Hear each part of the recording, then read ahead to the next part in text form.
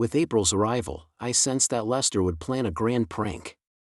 Since our marriage, we've continually escalated our pranks each year, becoming masters of this art. In fact, I initiated this prank craze. I remember once when Lon and I went out, despite wearing a tightly buttoned jacket, I pretended to feel cold.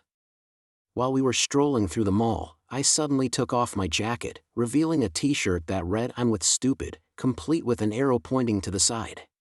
Initially, Lester didn't notice what was written on my t-shirt and simply observed the reactions of passers-by.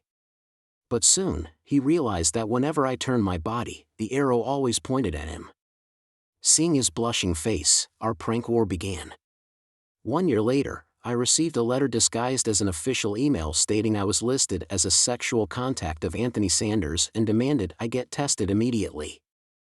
This email was also sent to all my office colleagues, most of whom knew Anthony had been my old boyfriend but were unaware that I hadn't seen him in over a year, let alone had any closer contact. Lester, you really went too far that time. Last year, in response, I altered a photo to replace Lester's private parts with a comically small version and sent it to his colleagues.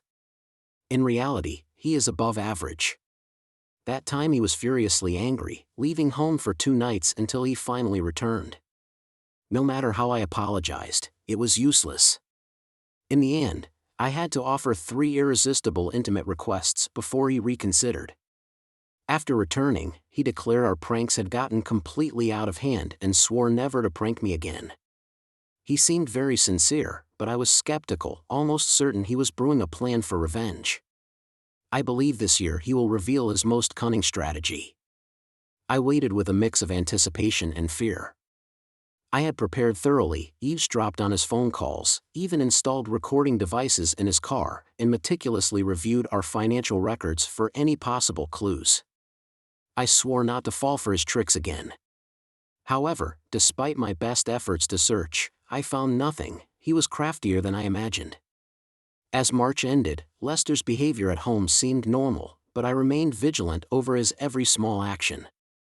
From the end of March at midnight, I was on high alert, yet nothing happened after midnight, which made me incredibly nervous. In the next 19 hours, he could act at any moment. I swore to be ready for whatever he planned. The next morning, April 1st, when I went downstairs to the kitchen, he suddenly offered to make breakfast, a rare gesture that immediately made me suspicious. I firmly refused to try any food he prepared, simply saying I wanted some cereal. That morning, as I poured the cereal and milk, I also secretly sniffed them to check for any unusual additives. Everything was normal. I tasted it, confirming there were no issues with the flavor. I stubbornly refused to drink coffee, claiming I was cutting down on caffeine, though in reality, it was because he had made the coffee. I watched him busily prepare his favorite dish of ham, eggs, and cheese muffins, almost tempted to try. After breakfast, we both prepared for work. I checked whether the toothpaste had been tampered with and made sure the perfume I was using was still the familiar scent and hadn't been replaced with something like skunk smell. Apart from my growing anxiety, everything seemed normal. I thoroughly inspected my car, looking for any potential suspicious devices, even wishing I had a mirror for border inspections to check under the car. Everything appeared normal, but when I started the engine, my heart still pounded fiercely. I kept testing the brakes. I chastised myself, repeating that Lester wouldn't do anything to actually endanger me, trying to reassure myself, but the unease inside was hard to calm. He was very angry about my last prank, that much was clear. Lester firmly denied knowing that person, clearly lying. I went to open the door, and unexpectedly, a massive motorcyclist was standing there, with 2 others riding their bikes on the road. I shook my head, thinking, Lester, this is going to be an interesting time. With a smile that seemed to understand something, I greeted the tattooed motorcyclist. Excuse me, ma'am, is this the place for the party? My thoughts raced. Yes, you've arrived. Come on in, big guy. I looped my arm around his waist, leading him to the center of the living room. His solid abs complemented the bulging biceps on his arms. As he entered the living room, my husband saw me nestled against this stranger and immediately jumped up from the couch. Kelly, who is this?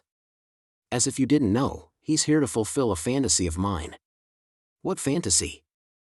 Hanging out with a biker gang? I had no idea you harbored such fantasies. I thought, wait a minute, I get it, this is your April Fool's joke.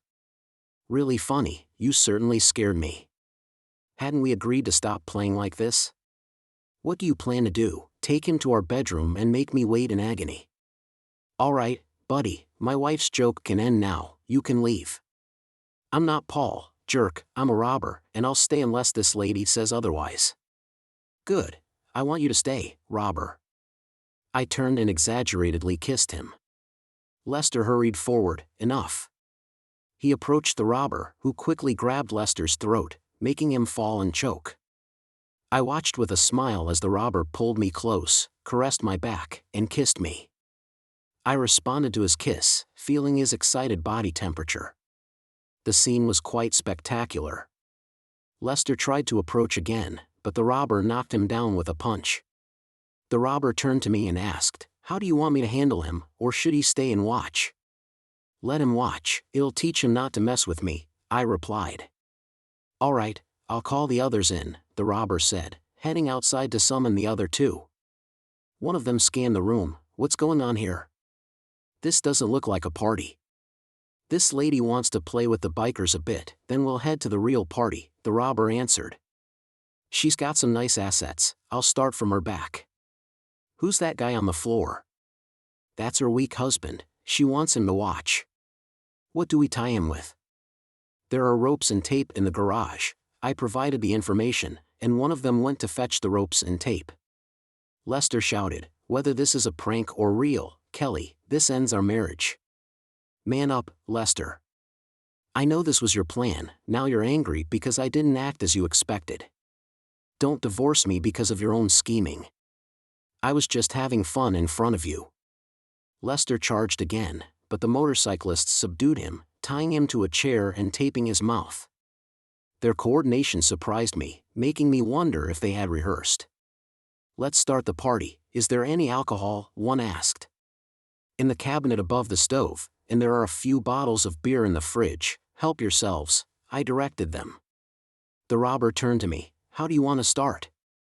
"What did he allow you to do?" I asked. The robber seemed confused. He said I could do whatever I wanted, as long as you agreed. "If we're really doing this, I need some help setting the mood. Got anything stronger than alcohol?" "Of course, I always carry some." He pulled out something intriguing from his motorcycle.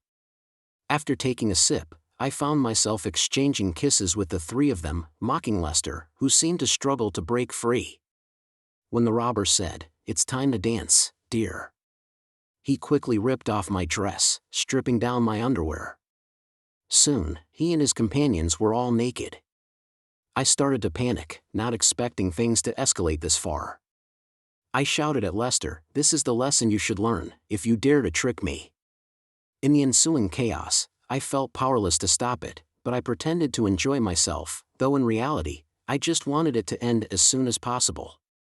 Eventually, the motorcyclists left, and my actions slowed, but I managed to walk to the kitchen and grabbed a sharp knife. When I went to untie Lester, I found his wrists and ankles injured. The ropes had left marks on his skin. After untying the ropes and tape, I stood there, ready to face his anger. Surprisingly, he didn't explode but silently pushed me away and walked upstairs. I retreated to the downstairs bathroom to wash off the traces the motorcyclists had left, noticing kiss marks all over my body. While I was in the bathroom, the front door slammed shut, and soon after, the sound of Lester's car wheels started, and I guessed he might head to a motel he had been to before. I quietly celebrated my victory in this year's April Fool's prank, then went to bed. Saturday morning, my phone kept ringing. It was Marta calling. "Quick, tell me, what did he do? How bad is it?" "You won't believe it, wait until I tell you." "Let's meet at TGIF for lunch," she suggested. "Sure, don't leave me hanging," I replied. We soon sat down at TGIF, enjoying lunch. I detailed the encounter with the motorcyclist, initially thought to be fake, but Lester's reaction turned out to be very real. "Oh my gosh, you actually got involved in this, and your husband was the mastermind behind it all?" Did you agree to it? She switched to an exaggerated southern accent. I swear, I nearly fainted. She made a dramatic gesture of swooning, and I couldn't help but laugh. That jerk, Lester, tried to trick me into thinking we'd run into a biker gang, then he suddenly yelled April Fools, so I turned the prank on him and made it real. I didn't plan to go that extreme, but I have to admit, it worked to some extent. I bet he won't try something like that again. Carrie, are you really sure it was his plan? It's hard to believe Lester would orchestrate something so extreme. If he didn't, you might be facing a chaotic divorce. I ignored Marta's comment, but her previous words stirred a bit of unease in me. What if he really didn't plan all this? The weight of that possibility made me feel suffocated, something I didn't want to face. I forced myself to dismiss the thought, convinced it was all a setup, trying to make myself believe it. Then I suddenly asked, "Tell me, have you ever seen a biker gang show up for a party?" I really hope you're right. I hope that's really the case.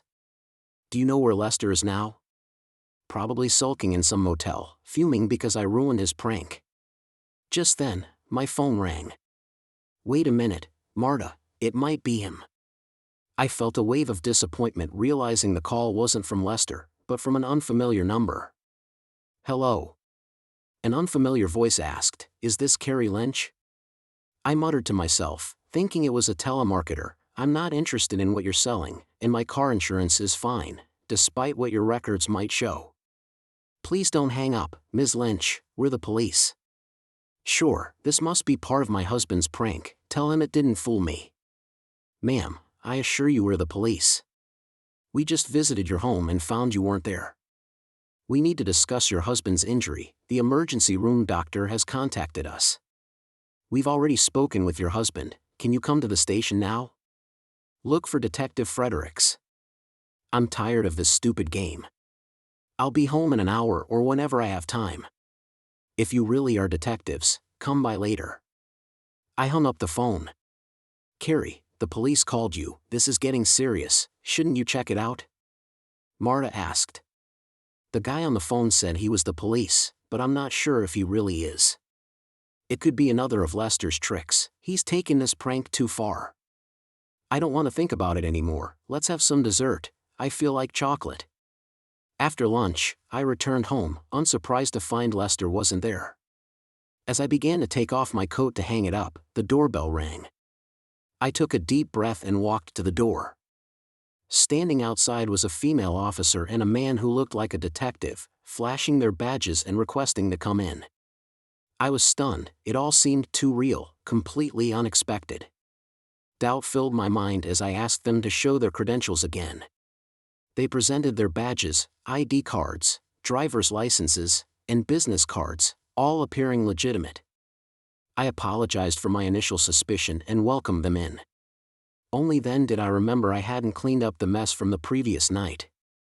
Oh no, the living room was just as I had left it before going to bed, littered with empty beer bottles and liquor bottles, stains on the couch and carpet, and of course, the chair. The detective walked straight to the chair where Lester had been tied up, examining the broken ropes, used tape, and bloodstains. I hadn't even noticed there was so much blood. Is this where your husband was tied up? Yes, but the situation is a bit complicated. Complicated? You mean he tied himself up, gagged himself, and injured his own wrists and ankles? A self-directed abuse story? No, it was just a poorly planned April Fool's prank. My husband staged a prank to make me think a biker gang was attacking me, so I turned it around to make him believe I wanted something that made him uncomfortable. He got mad, and when I untied him, he stormed out. So who tied him up initially? A biker named Bandit and a few others. That matches your husband's account. We've already spoken to Bandit, he's cooperating in exchange for a lighter sentence. He claims you invited them to the party, requested drugs, and participated voluntarily. He claims you directed him to tie up your husband for your amusement. According to him, you didn't resist. Is that true, or should we press charges against him for abuse as well? I tried to stop them, but I couldn't. I just wanted to teach my husband a lesson, it was his own fault, I just went along with it. Can you understand? Tears interrupted my words, and I paused before continuing. You mentioned Lester was in the emergency room. How is he now? Is he still there? His mood is more angry than upset. His wrists and ankles are bandaged, as expected. He was discharged a few hours ago but filed a report at the station. The doctors say he should recover. I'm glad he's not seriously hurt, but this was all his doing. I just didn't want to be made a fool of. I have to say you handled it quite effectively, but ma'am, I'm not the judge here. The court will decide. You'll know soon enough. Ms. Lynch, I must arrest you now. You're suspected of assault and unlawful detention of your husband. Additionally, you need to undergo an STD test, as one of the bikers you were with has been diagnosed with a severe and persistent infection. You have the right to an attorney. This was essentially a prank played on me, and I merely retaliated. You can't arrest me for that. This was all his doing. Explain that to the judge in court. I ended up being taken to jail, and when I tried to post bail, I was shocked to find my credit card had been canceled. Despite feeling incredibly ashamed, I called my father and concocted a story. Until he told me that Lester had already contacted him. Given my father's close relationship with Lester, he sternly scolded me over the phone, reducing me to tears. Eventually, he agreed to pay my bail and took me back home. Once home, I sent a text to Lester, asking him to sit down and talk things over, to clear up the entire situation. His response was cold and direct. Everything is clear to me. My reply will be delivered shortly. I had hoped for a face-to-face conversation, or at least a phone call, but what I received was a divorce lawsuit accusing me of physical abuse and emotional torment. I cried again, realizing that a stupid prank had shattered my marriage, which was a heavy price to pay. The trial proceeded quickly, with Bandit as the primary witness. He detailed how he was mistakenly invited to the party and, following my instructions, tied up my husband and engaged in consensual activities with me. In exchange for his testimony, he received a lighter sentence for unlawful detention. However, what pained me the most was Lester's testimony. He admitted that we had a history of pranks but claimed he had resolved to never deceive me again. He expressed how deeply he trusted me that night and how the events left him devastated. Under oath, Lester denied any prior contact with the bikers and denied participating in any group activities. He claimed that the events of that night had destroyed his love and respect for me. He showed the court the scars on his wrists and ankles, stating that they were the reason he could never trust me again. He even voiced his difficulty in trusting any woman in the future, which moved some female jurors to tears. When I took the stand, my case completely fell apart. With tears in my eyes, I recounted my experience, sensing the jury's general disapproval, especially from the female members whose sympathy I had hoped to gain. The overwhelming sense of guilt was palpable, and everyone present could see it. As expected, I was found guilty. The court sentenced me to 3 to 5 years in prison, with the possibility of a longer term. In the county jail, I awaited transfer to a more distant prison with available space. My final divorce papers were delivered during my incarceration, but I had little energy to focus on the details of the separation agreement. One day, Lester visited, and I was puzzled by his presence. "Carrie, that orange jumpsuit suits you well," he said with a mocking tone. I suppose I deserve this sarcasm. "Lester, I want you to know that I sincerely regret everything I did to you. Even if you didn't orchestrate all this, I shouldn't have acted the way I did. It's too late, Carrie. Do you still think this was my doing? Yes, you must have had your schemes, like planning to gain more favorable terms through divorce, not just a simple 50-50 split. You had to be very cunning, secretly accumulating cash for months without me noticing. The money in our accounts was enough to bribe the bikers, deceive the police, and get you a lighter sentence. But I needed connections with the gang, like recommending someone for a promotion through a work relationship. Then, foolishly, I hinted to the bikers how far they could go with your permission, giving you a chance for revenge. What shocked me was that you took that opportunity and enjoyed it, which completely shattered me. From that moment on, all my guilt disappeared. I spent days weighing our battle but ultimately chose to put you in a predicament. I knew it, I was right. Yes, you were right. We both looked foolish in this farce, but in the end, you're in prison, not me, so tell me, who is the real fool? Thank you to everyone who took the time to listen to this story. If you enjoyed it, please consider liking and subscribing if you haven't already. Feel free to share your thoughts on these events in the comments section. Take care.